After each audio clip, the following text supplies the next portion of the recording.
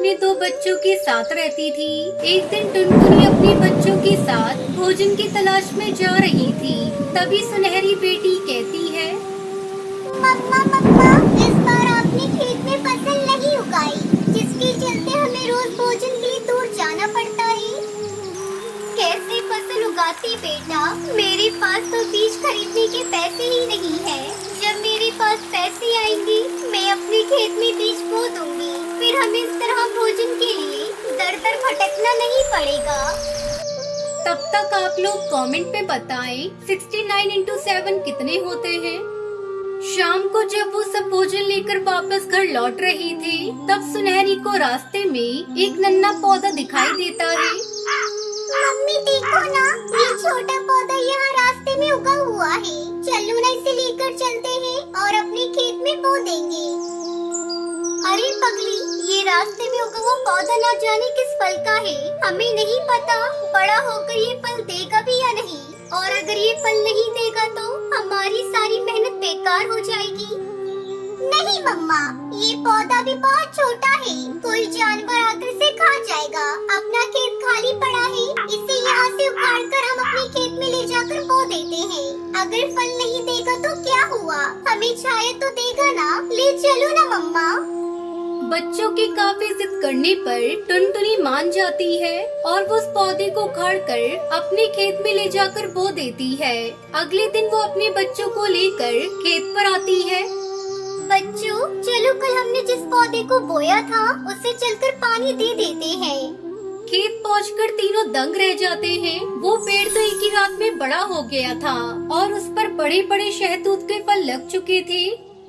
मम्मा, इस पौधे को तो हमने कल ही बोया था, ये एक ही रात में इतना बड़ा विशाल पेड़ कैसे बन गया और इस पर तो फल भी लग गई। ये चमत्कार तो मैं भी देख रही हूँ बच्चों, मुझे मेरी आंखों पर विश्वास नहीं हो रहा है। कहीं ये जादुई पेड़ तो नहीं? नहीं मम्मी, मुझे तो नहीं लगता कि कोई जादुई पेड़ है। ऐसा लगता है इस पेड़ की प्रजाति अलग है और ये पेड़ जल्दी ही बड़ा हो जाता होगा। बेटा, मैंने इस पेड़ के बारे में किताब में पढ़ा था। मम्मा जल्दी बताओ ना, ये किस फल का पेड़ है? इस पर तो ये बड़े फल लगे हैं। मुझे इस फल को देखकर मुंह में पानी आ रहा है। सुनहरी बेटी, ये शहतूत का पेड़ है। अच्छा मम्मा, तो ये शहतूत का पेड़ है। बल्ले बल्ले, मजा आ गया, अब मैं शहतूत को खाऊंगी। सुनहरी और टुनटुनी पके पके रसीले शहतूत को तोड़ लेते हैं और खाने लगते हैं। अरे वाह बेटा, ये शहतूत तो बहुत मीठे हैं। मैं और खाऊंगी मम्मा। ये शहतूत तो हमारे खाने से भी खत्म नहीं होगा। ये तो बहुत ज्यादा ही, कल इसे तोड़कर हम लोग बाजार में बेच देंगे। हाँ हाँ बच्चों, तुम लोगों ने बिल्कुल सही बात कही है। आज तो काफी देर हो गई है, कल हम इसे तोड़ेंगे। अगले दिन टुनटुनी चिड़िया उस जादू शहतूत के पेड़ से बहुत सारे शहतूत तोड़ लेती है और उसे बेच देती है।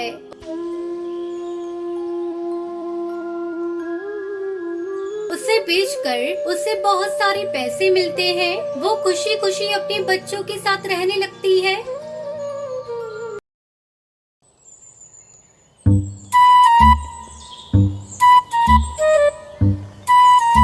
टुनटुनी चिड़िया खेत में काम करके घर लौट रही थी। उसने सेब की बगिया देखी और उस तरफ मुड़ गई। बड़े बड़े ताजे सेब देखकर उसकी भूख और बढ़ गई। वो बाग के अंदर चली गई और सेब तोड़ने वाली ही थी कि एक कड़क आवाज ने उसे रोक दिया।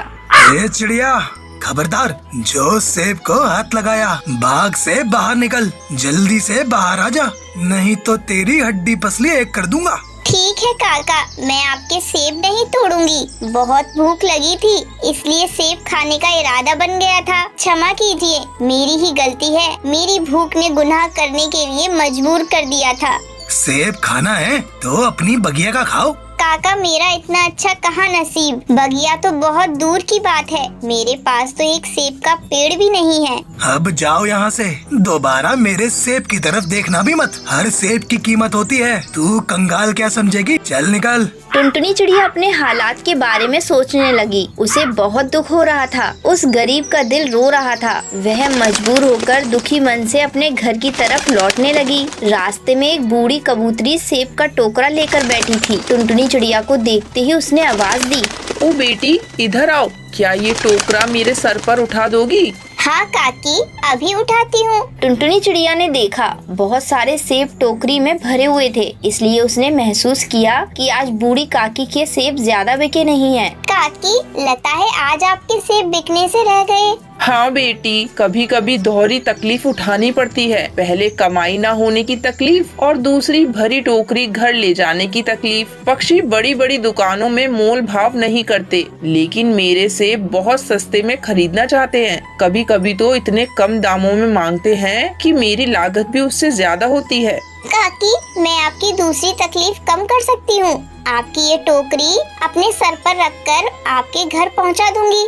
रहने दो बेटा, मेरे लिए तुम क्यों तकलीफ उठा रही हो? यह रोज की बात है। कभी थोड़ा भारी बोझ, कभी हल्का बोझ रहता है। मैं तो काकी आपका आज का बोझ अपने ही सर पर लेकर चलूंगी। बूढ़ी काकी मना भी नहीं कर सकी और टुनटुनी ने पूरी टोकरी एक लकड़ी गाड़ी पर रखी और दोनों साथ साथ चलने लगी। काकी, अब इस उम्र में इतनी मेहनत का काम क्यों करती हो? बेटी, इस पापी पेट को भरने के लिए कुछ तो करना ही पड़ता है ना।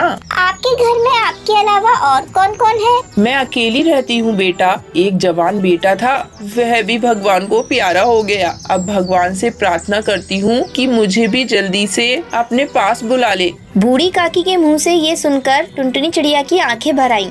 काकी, मैं आपकी टोकरी लाने और ले जाने का काम करूंगी। इतना भारी बोझ लेकर चलना आपके लिए हानिकारक है। इतना तो कर ही सकती हूँ। टुनटुनी चिड़िया सेब बेचने के लिए आवाज लगाने लगी। ताजे ताजे मीठे सेब ले लो, चक्कर देखो, फिर पैसे दो। लाजवाब लाल लाल सेब ले लो। एक कबूतर आया, उसने बहुत सारे सेब खरीद लिए। बूढ़ी काकी का मुंह खिल उठा। बातें करते करते बूढ़ी काकी का घर आ गया और टुनटुनी ने टोकरी उसके घर के अंदर रख दिया और बाहर आने लगी। रुक जाओ बेटी, तुम्हारा नाम क्या है? काकी, मेरा नाम टुनटुनी है। वैसे पक्षी मुझे टुन्नू टूनी कुछ भी कहते हैं। इतने में बूढ़ी काकी ने 2 सेब टुनटुनी के हाथ पर रख दिए। बेटी, खा लेना इसे, बड़ी मेहनत की है तुमने। काकी, मैं एक सेब खाऊंगी और दूसरा घर ले जाऊंगी। भगवान की कृपा अगर हो गई तो मैं सेब का पेड़ उगाऊंगी। काकी, ये दुनिया भी बड़ी अजब गजब है। कोई नफरत से भगाता है और कोई प्यार से खिलाता है। ठीक है बेटा, खा लेना और इसके बीज को खेत में डाल देना। टुनटुनी ने सेब खाए और उसके बीज अपने पास रख लिए। उसने सेब के कई बीज लगाए, लेकिन एक पौधा तैयार होने लगा। वह देखते ही देखते बड़ा हो गया। टुनटुनी चिड़िया उसे बार बार देखती और जितनी बार देखती उतना उसे बड़ा लगता। कुछ ही दिनों में वह बड़ा पेड़ बन गया। बड़े बड़े लाल लाल ढेर सारे सेब लटकने लगे। टुनटुनी चिड़िया बड़े बड़े लाल लाल सेब तोड़ने लगी, लेकिन बहुत देर के बाद भी सेब खत्म ही नहीं हो रहे थे। हे भगवान, ये कौन सा जादू है? आपने मुझे सेब का इतना बड़ा भंडार दे दिया है। ये तो बहुत चमत्कारी जादुई सेब का पेड़ है। मैंने जितने तोड़े, भगवान ने उतने सेब फिर से जोड़े। इसके फल तो खत्म ही होने का नाम ही नहीं ले रहे। अब तो मेरी बूढ़ी काकी को भी फल बेचने के लिए दर दर नहीं भटकना पड़ेगा। टुनटुनी चिड़िया के पास सेब के फलों का बहुत बड़ा भंडार हो गया। उसने उन्हें बेचकर बहुत सारा धन इकट्ठा किया। वह बूढ़ी काकी के पास गई। काकी, आज से आप टोकरी में फल नहीं बेचेंगी। बेटा, ये क्या कह रही हो? काकी, भगवान की कृपा से अब आपकी ये बेटी कमाएगी और आप मजे से घर में भगवान की पूजा और भजन करना। टुनटुनी चिड़िया बूढ़ी काकी को अपने घर ले गई और दोनों खुशी खुशी रहने लगी।